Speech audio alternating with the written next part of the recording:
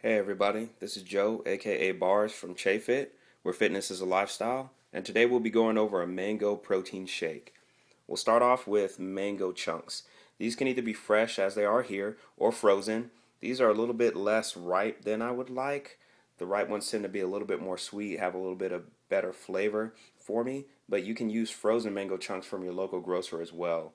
I like to mix in bananas with my mango chunks just to add a little bit of extra potassium and add consistency to my shakes. But you can leave bananas out if you wish. We want to go ahead and go on to the next ingredient, which is protein.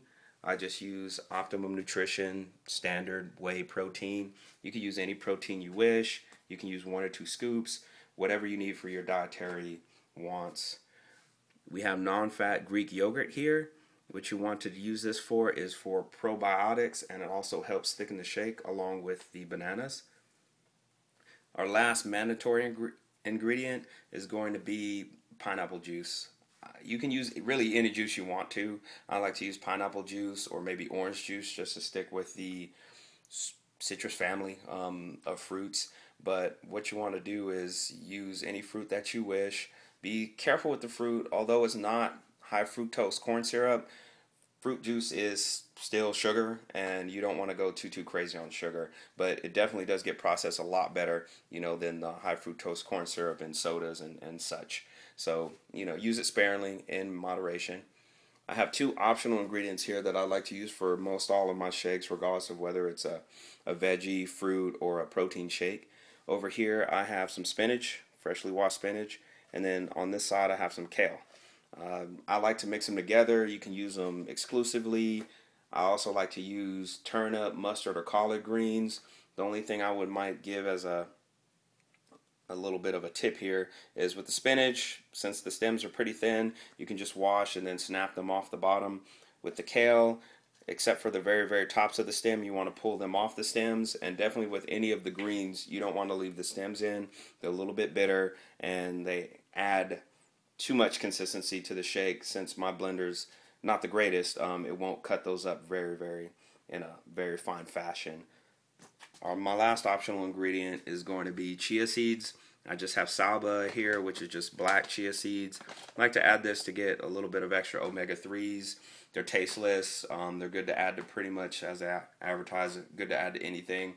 Since we're making a shake, we might as well add them in there, so you get a little bit extra omega-3s in there.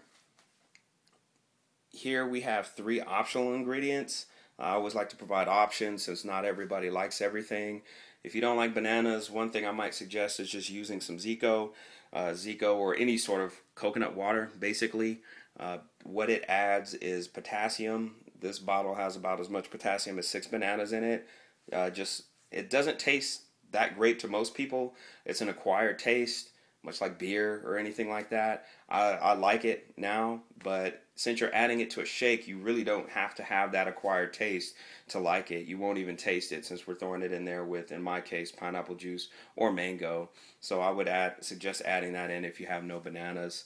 You can use apple juice instead of pineapple juice or any type of juice. This is just to show I keep apple juice with me. If I'm making just an exclusively kale shake, I like to just use apple juice along with some almond milk. In this case, you can use almond milk instead of the Greek yogurt if for some reason you're not a very huge dairy fan. You could also use soy milk, any other type of alternate, or just use straight milk too. That's perfectly fine as well. It's just for my diet and what I'm trying to do with my workouts. I'm not that big on dairy. I'm trying to cut back on dairy. So these are just some optional ingredients you see here. Over here we have the blender with the shake already blended. You can see it's kind of a green consistency just simply since I added the kale and the spinach. But if we take a cup of it, which I had up here, you can see that it's very watery. It's not super thick. It does have a little bit of bubbles. That's effervescing all the goodness that's in there. What you want to do is, as you see here, I have 10s of these. So if you just cut up or wash your fresh ingredients beforehand, you can go ahead and cap them and just keep them in the refrigerator. So that way, everything else you see here, like the pineapple juice, the yogurt, you just pop the top off, throw it in the blender, and you're out of here with the fresh mango protein shake that has omega-3s, lots of vitamin A, C, and E due to the greens. It has lots of fruit. A very healthy way to start off your day if you're on the run. So look at us. We're on YouTube. We're on Facebook. We'll have a lot of other great recipes and workouts for you guys soon. And thanks for listening. Bye.